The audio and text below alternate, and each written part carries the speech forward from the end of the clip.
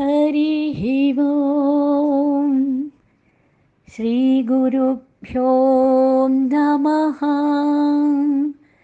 हरिः ओम्। భగవద్గీత సత్సంగ సభ్యులందరికీ హృదయపూర్వక నమస్కారములు. మనం ధ్యాన యోగంలో అడుగుపెట్టాము. ధ్యాన యోగానికి ప్రారంభంలో కర్మే అవసరము అని భగవంతుడు ఇప్పటిదాకా తెలియజేశాడు. ఇంకా చెప్తున్నాడు. 3వ శ్లోకంలో ఏమి బోధ చేస్తున్నాడో చూద్దామా. ఆరురుక్షోర్మునేర్యోగం కర్మ కారణముచ్యతే యోగారూఢస్య తస్యైవ శమః కారణముచ్యతే. యోగారూఢస్య ఆరురుక్షో, యోగాన్ని పొందాలి అనుకునేటటువంటి వాడు ఆరురుక్షువు. యోగాన్ని పొందాలి అనుకునేటటువంటి వాడు మునేహే, ముని. కర్మ కారణం ఉచ్యతే, మునికి కర్మే సాధనం అని చెప్తున్నాడు. యోగాన్ని పొందాలి అనుకునేటటువంటి మునికి కర్మయే సాధనం. యోగారూఢస్య తస్య శమః ఏవ కారణం ఉచ్యతే. యోగాన్ని సాధించిన వాడికి, యోగాన్ని పొందాలనుకునేవాడికి కర్మ సాధనం. మరి యోగాన్ని సాధించిన వాడికి ఏమిటి సాధనం అంటే శమమే కారణం. యోగాన్ని తన సొంతం చేసుకున్నటువంటి వాడికి శమః ఏవ, శమమే కారణం అని చెప్తున్నారు. అంటే యోగాన్ని సాధించాలి అనుకునేటటువంటి మునికి కర్మ అయితే కారణం, యోగాన్ని చక్కగా సాధించిన వ్యక్తికి సంకల్ప త్యాగమే సాధనం. శమము అంటే ఏంటి? మనోనిగ్రహం. దమము అంటే ఏంటి? ఇంద్రియ నిగ్రహం. ఇంద్రియ నిగ్రహం కలిగి ఫలితాలన్నీ భగవంతుడికి సమర్పణ చేసి, వాడు ఏదిస్తే దాన్ని తీసుకొని అనుభవిస్తూ భగవంతుడి ప్రసాదంగా భావన చేస్తూ ఉన్నటువంటి వాడు ఏమవుతాడు అంటే వాడు యోగాన్ని పొందిన వాడవుతాడు. యోగాన్ని సాధించినటువంటి వాడికి ఏమిటి కారణం అంటే మనోనిగ్రహమే కారణం అని చెప్తున్నాడు. చూడండి, ఒక ఇంట్లోకి ప్రవేశించాలి అంటే గుమ్మం ద్వారానే లోపలికి ప్రవేశిస్తాం, అంతే కదా. అందుకనే ఈ కర్మయోగం అనేది బహిరంగ సాధన. బాహ్యంలో కర్మ చేస్తేనే చిత్తంలో శుద్ధి అవుతుంది. గిరిగీసుకొని మూర్ఖంగా లేదా మూఢనమ్మకాలతోటి కర్మ చేసి నేను కర్మ చేశాను అనుకోవటం కాదు. ఎటువంటి కర్మ చేస్తున్నాను అనేటటువంటి జ్ఞానం నీకు కావాలి. అదే బహిరంగ సాధన. ఆ సాధన చేసినటువంటి వాడికి ధ్యానయోగం అనేది శ్రద్ధ కలుగుతుంది. ధ్యానాన్ని ఇప్పుడేమిటి వీడికి సాధన ఏమిటి అంటే అంతరంగ సాధన, మనోనిగ్రహం. ఇప్పటిదాకా ఇంద్రియ నిగ్రహం చేశాడు, ఇంద్రియ నిగ్రహాన్ని సంపాదించుకొని ఇప్పుడు మనోనిగ్రహాని కోసం సాధన చేస్తున్నాడు. దానికే అంతరంగ సాధన. బాహ్యానికి సంబంధించిన కర్మయోగమే అంతరంగానికి సంబంధించిన ధ్యానానికి ద్వారంలాగా పనిచేస్తుంది. అది గుమ్మం అయితే ఆ గుమ్మం దాటి లోపలికి ప్రవేశించటమే ఈ ధ్యాన యోగం. కర్మయోగం గుమ్మము అంటే వాకిలి, లోపలికి రావడం అనేది ధ్యాన యోగము, అదే గృహము అంటే అంతరంగ సాధన. అర్థమైంది కదా. ఆరురుక్షే మునేహే యోగం కారణముచ్యతే, కర్మ కారణముచ్యతే. ఏ వ్యక్తి అయితే యోగి కావాలనుకుంటున్నాడో ఆరురుక్షో, అతను యోగి స్థితి వరకు ఎదగాలి. ముందు దాన్ని చేరుకోవడానికి కర్మే కారణమవుతుంది. ఈ కర్మకు దీనిలో చాలా బాధ్యత ఉందండి. అందుకే కర్మ గురించి కర్మ యోగమే చెప్పేసేసి ఇంకా కర్మ గురించి ఎన్ని అధ్యాయాల్లో ఎంత బోధ చేస్తున్నాడో చూడండి. మనిషిగా జన్మించిన తరువాత కర్మ ఎంత అవసరమో, ఎటువంటి కర్మ చెయ్యాలో అనేటటువంటి జ్ఞానం అవసరమో, అసలు కర్మలు ఎవరు చేస్తున్నారు అనేటటువంటి కర్మ సన్యాసం అవసరమో ఎంత చక్కగా అధ్యాయాలు బోధ చేసేసాడు మనకి. ఇంకా కర్మ గురించి ధ్యాన యోగంలో మొదటి మెట్టుగా మళ్ళీ చెప్తూనే ఉన్నాడు. కర్మకు దీనిలో చాలా బాధ్యత ఉంటుంది. ఆ యోగానికి చేరుకున్నప్పుడు యోగారూఢస్య తస్యైవ శమః కారణముచ్యతే. అప్పుడే నువ్వు నిర్మలుడివి అవుతావు. అప్పుడే నీకు చిత్తశాంతి కలుగుతుంది. అన్ని ఉద్వేగాలు వదిలిపోతాయి లోపల. లోపల ఏమవుతుంది? ఇంకా ఉద్వేగాలు వదిలిపోయినటువంటి వ్యక్తికి చిత్తంలో శాంతి లభిస్తుంది. నిజంగా మనస్సుకు పూర్తిగా శాంతి వస్తుందండి. అభ్యాసం చేసి ఉన్న వాళ్ళకి అర్థమవుతుంది. యోగి అయ్యేంత వరకు చాలా కృషి చెయ్యాలి. యోగిగా మారిన తర్వాత కర్మ తగ్గిపోతుంది. ఎందుకంటే విచారణ చేసే మనస్సు వచ్చింది కదా, మననశీలుడయ్యాడు కదా, ముని అయ్యాడు కదా. అందుకని అతనికి ఆ విచారణ వచ్చేసరికి అవసరాలన్నీ తగ్గిపోయినాయి, ప్రపంచ విషయాలన్నీ తగ్గిపోయినాయి, కర్మ అన్ని విషయాలు కర్మ భాగమంతా తగ్గిపోయింది. మనసుకు కావాల్సింది ఏమీ లేదు అనే విషయాన్ని బాగా లోపల అంతరంలో తెలుసుకున్నాడు. ఇంకా మనసు బయటికి పరిగెత్తుతుందా? ఇంకా వెళ్ళదు అతనికి. మనస్సులో విలువలకే విలువైంది పొంది ఉన్నాను. అన్నిటికంటే విలువైంది ఏమిటి అంటే నన్ను నేను తెలుసుకోవటం. నాకేమీ వద్దు ఏమీ వద్దు అనేటటువంటి స్థితి నాకు తెలుస్తుంది. ఏమీ కావాలని లేదు, ఏమీ వద్దు అనే పదం ఎందుకు వస్తుంది? కావాలని ఉంటే వద్దు అనేది వస్తుంది. అసలు కావాలనే లేకపోతే సాక్షిభావం ఉదయిస్తుంది లోపల. మన తత్వవేత్తలంతా కూడా బైరాగులుగా ఉండండి, ఏమీ చెప్పట్లేదు బైరాగితనంగా ఉండండి అని. అట్లా ఏమీ వదులుకోనక్కర్లేదు నువ్వు. మరేం చెయ్యాలి? గొప్ప విలువైన వాటి కోసం తక్కువ విలువైన వాటిని వదులుకో. అలా వదిలేస్తే నువ్వు బాగా ఎదుగుతావు అని చెప్తున్నాడు. నీకు ఇది తక్కువ ఇది ఎక్కువ అని అర్థమైందా లేదా? ప్రపంచ విషయాలని కాసేపు ఉండిపోయేవి. ప్రపంచ విషయాలలో భయం కలిగించినా సరే అది కాసేపు ఉండిపోయేదే. ఆ కాసేపు ఉండిపోయేదానికి ఎందుకు నేను భయపడుతున్నాను? నాలో అనంతమైన పూర్ణత్వం ఉంటే నాకెందుకు ఈ విచారణ, ఈ ఆలోచన, ఈ సంకల్పాలు ఇంత అవసరమా? జరుగుతూ ఉన్నదాన్ని సాక్షిగా చూడాలి.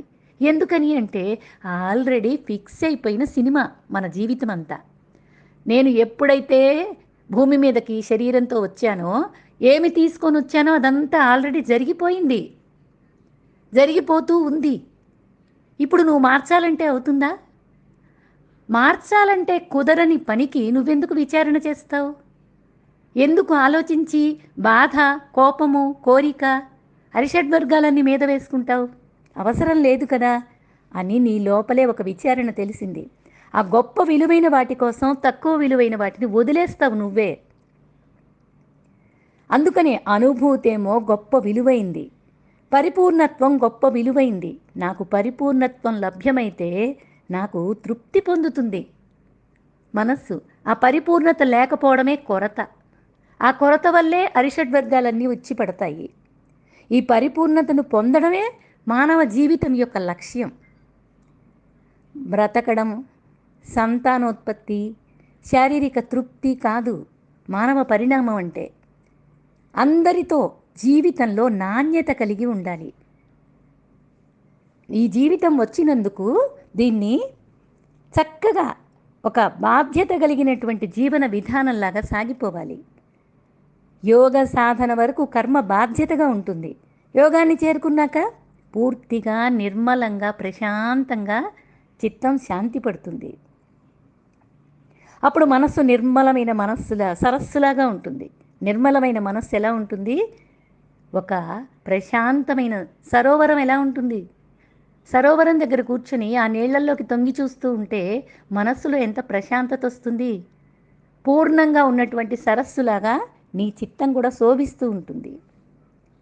అదే ఇక్కడ నీకు అర్థం కావాల్సిందే. మన మనస్సు మనకి 2 విధాలుగా దెబ్బ కొడుతూ ఉంటుందండి. విచారణ చేస్తే మీకే అర్థమవుతుంది. ఏమంటే నీకంటే నీచుడు మరొకడు లేడు అని నెగిటివ్గా దెబ్బ కొడుతుంది. నీకంటే మహనీయుడు మరొకడు లేడు అని పాజిటివ్గా దెబ్బ కొడుతుంది. 2 అబద్ధమే నిజంగా మాట్లాడితే. నీవు నీచుడివి కాదు, మహనీయుడివి కాదు. నీవెవరు? నిత్య శుద్ధ ముక్త స్వరూపానివి నువ్వు. ఆ విషయాన్ని ఈ కర్మయోగి, ఈ మననశీలుడు, ఈ శమము బాగా నిగ్రహించినటువంటి వాడు అనుభవం అవుతుంది అతనికి. ఇది మనకి అర్థం కావాల్సింది. ప్రపంచానికి దేవుడి కోసమే ఇదంతా చేస్తున్నాం, దేవుడి కోసమే ఇదంతా చేస్తున్నాం అని చెప్తూ ఉంటారు. నిజంగా దేవుడి కోసమా? విచారణ చెయ్యండి. అలా ప్రపంచానికి ఇప్పటి వరకు దేవుడు ఎక్కడ ఎవరికి దొరికిందే లేదు. దేవుడు దొరికాడు అనటానికి గుర్తు ఏమిటి అంటే, ప్రపంచం అనేది అసలు లేదు అనే విషయం తెలియడమే సాధనలో. దానికోసమే ఈ సాధన అంతా. ఎవరైనా నాకు దేవుడు దొరికాడు, దేవుడు దర్శనమైంది, సాక్షాత్కారమైంది అంటే ఎవరు నమ్మకండి. మోసం చేసే మాటలు ఇవన్నీ. ఆ కర్మలో యోగత్వాన్ని పొందినటువంటి వ్యక్తి ఇటువంటి బులపాటాలకి మోసపోడు, తొందరపడడు. బాగా లోపలికి పంపిస్తున్నాడు ఇంకా భగవంతుడు. ధ్యానయోగాన్ని ఆరోహించడానికి ఇష్టత కలిగినటువంటి వాడు ఆరురుక్షువు. అంటే ఇంతవరకు ఆరోహించని వాటికి అనగా సామర్థ్యం లేనటువంటి వాడికి కర్మ కారణం లేదా సాధనం అని చెప్పారు. ఈ విషయాన్ని బాగా ఆలోచించుకోవాలి. అంటే ధ్యానయోగంలో ప్రవేశించాలనే కోరిక కలిగినటువంటి వాడిని ఆరురుక్షువు అంటారు. అలాంటి వానికి కర్మ సాధనం. ధ్యానంలో స్థిరపడిన వాడిని యోగారూఢుడు అంటారు. అటువంటి వాడికి శమము కారణం. ఇదే సాధన. ఈ శ్లోకంలో ఈ సాధనంతా ఇదే చెప్తున్నది. ఆరురుక్షువు అంటే ఎవరు అంటే ముని. ముని అంటే ఎవరు? మననశీలుడు. దేన్ని మననం చేస్తాడు? ఆత్మధ్యానం చేస్తాడు. పరిపూర్ణత్వాన్ని పొంది ఉంటాడు. దేన్ని సాధించాలన్నా సరే సాధనం సరైందిగా ఉండాలి కదా, దాన్ని వెతుక్కుంటాడు బాగా. సాధనం గనక సరిగ్గా లేకపోతే సాధ్యం అనేది అవుతుందా? అసలు సాధ్యం అనేది మనకి సాధ్యం కాదు, అసాధ్యమైపోతుంది. అందుకే మనకు ధ్యానయోగానికి కర్మయోగము సాధనంగా చెప్పారు. ధ్యానయోగానికి నువ్వు అర్హత సంపాదించాలి అంటే కర్మలో పరిపూర్ణత్వాన్ని పొందాలి. ధ్యానం అనేది అంతరంగమైనటువంటి సాధన అని చెప్పారు కదా. దానిలో ఏముంటుంది అంటే ఏకవస్తు చింతనమే ఉంటుంది. అంటే ఏంటి? ఇతర చింతనలు ఉండవు. అంటే ప్రపంచ విషయాలు ఉండవు, రాగద్వేషాలు ఉండవు, ఏ విషయాల మీద ఆసక్తి ఉండదు. ధ్యానంలో అలా బయటికి విషయాల మీదకి వెళ్ళిందనుకోండి, ధ్యానంలో మనస్సు నిలవదు. మనస్సు ఏమిటి? సహజంగా దానిది చలించే స్వభావం. ఇక దానికి రాగద్వేషాలు కూడా తోడైతే ఏమవుతుంది? అగ్నికి ఆజ్యం పోసినట్లు అవుతుంది. అనేక విషయాల్లో పరిభ్రమించే మనసుకి అనేకాగ్రత ఉంటుంది, కానీ ఏకాగ్రత ఉంటుందా? ఉండదు. ఏకాగ్రత లేని మనస్సు ఏమవుతుంది? ధ్యానానికి పనికిరాదు. కాబట్టి ధ్యానంలో మనస్సు స్థిరంగా నిలవాలి అంటే చిత్తము బాగా శుద్ధిపడి ఉండాలి. ఆ చిత్తశుద్ధి ఎలా కలుగుతుంది అంటే కర్మయోగం వల్లనే ప్రాప్తి అవుతుంది. బాగా విచారణ చేసుకోండి. కర్మయోగం రాగద్వేషాలను తటస్థం చేస్తుంది, బుద్ధిని నిలకడగా ఉంచుతుంది. చిత్తశుద్ధికి ఈ యోగమే కారణమవుతుంది. చిత్తశుద్ధి లేకుండా ధ్యాన సాధన ఆరంభించే వాళ్ళు ధ్యానంలో కృతార్థులు కాలేరు. ఈ విషయాన్ని అందరికీ అర్థమవుతూనే ఉంది. కానీ ఎంతకాలమైనా సరే నాకు ధ్యానంలో మనసు నిలవడం లేదు అని చెప్తూ ఉంటారు. ఈ మాటలు మనం వింటూ ఉంటాం. ధ్యానం అనే మాట వినిపించగానే నాకు మనస్సు నిలవడం లేదు అని పలకడం మీరు ఎక్కడైనా ఎప్పుడైనా వింటారు. ఏ ఆశ్రమానికి వెళ్ళినా, ఏ స్వాముల వారి దగ్గరికి వెళ్ళినా ఈ రాగం ఆలపిస్తూనే ఉంటారు. నాకు అస్సలు కుదరదు, ఏం చేయమంటారు అని ప్రశ్న వేస్తారు. నువ్వు విషయాన్ని పట్టుకున్నావా? విషయం నిన్ను పట్టుకుందా? ఆలోచించండి ఒక్కసారి.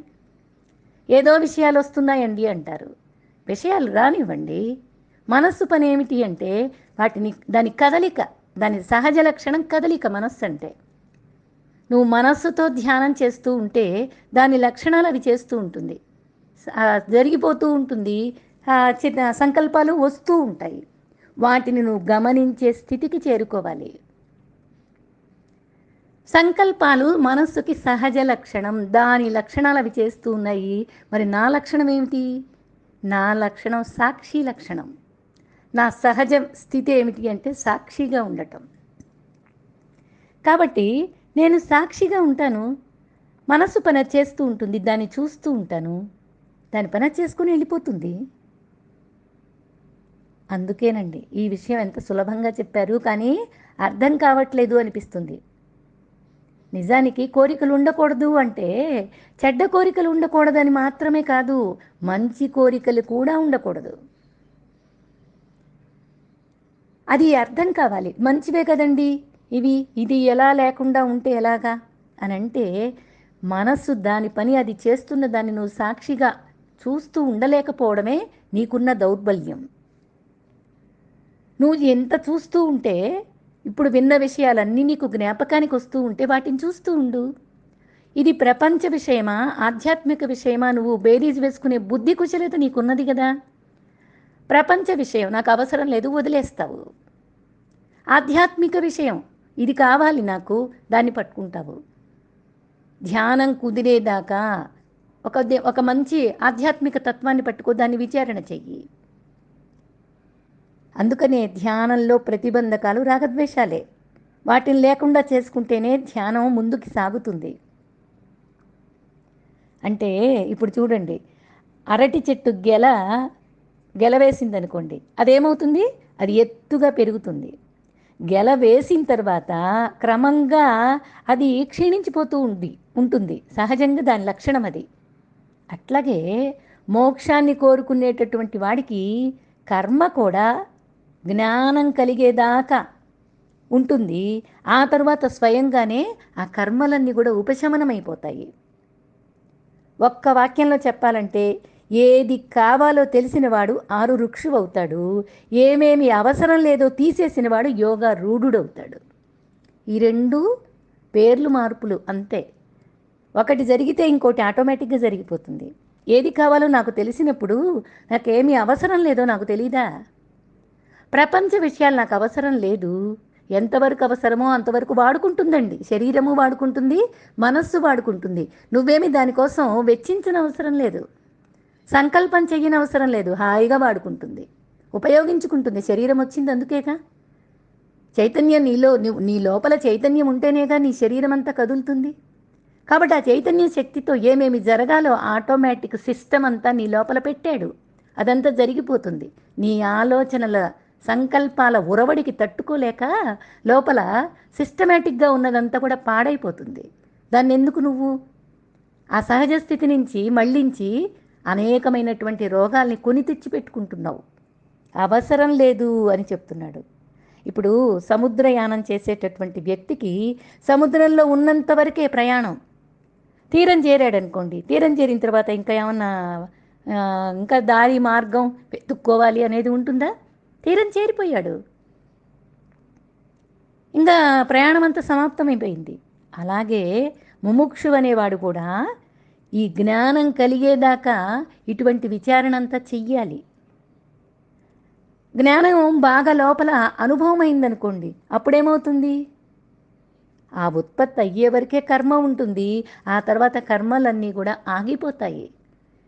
చెయ్యవలసిన కర్మలేమో నేను చెయ్యాలి, నాకు బాధ్యతలు, నాకు కర్తవ్యాలు అనేవి వదిలిపోతాయి. జ్ఞానం కలిగింది. ఎట్లా జ్ఞానం కలిగింది అంటే, నీ సాధన వల్ల కర్మయోగం చేసావు కదా, ఆ కర్మయోగం వల్ల ఇదంతా కూడా మిథ్యా మరి జరుగుతుంది కదా. అంటే వ్యావహారిక సత్యం జరుగుతుంది. ఇది కాసేపు ఉండిపోయేది, దాన్ని వ్యావహారిక సత్యం అంటారు. కాబట్టి కాసేపు ఉండిపోయే విషయాన్ని నేను ఎందుకు ఎక్కువసేపు పట్టుకుంటున్నాను? ఎక్కువసేపు పట్టుకున్నందువల్ల నేను ధ్యానానికి అనర్హుణ్ణైపోతున్నాను. కాబట్టి నేను అవసరమైందేంటో దాని పని అది జరిగిపోతుంది. అవసరం లేని విషయాన్ని నేను పట్టుకున్నాను అంటే ధ్యానానికి అనర్హుణ్ణైపోతున్నాను.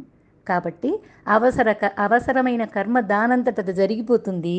అవసరం లేని కర్మ అసలు నాకు అవసరమే లేకపోతే నేనెందుకు దాన్ని పట్టుకోవడం ఇంకా అనేటటువంటి జ్ఞానం జరుగుతుంది. లోపల విచారణ జరుగుతుంది. ఈ జ్ఞానోదయం అయింది కాబట్టి ఇంక నాకు చింత లేదు, నాకు భయం లేదు.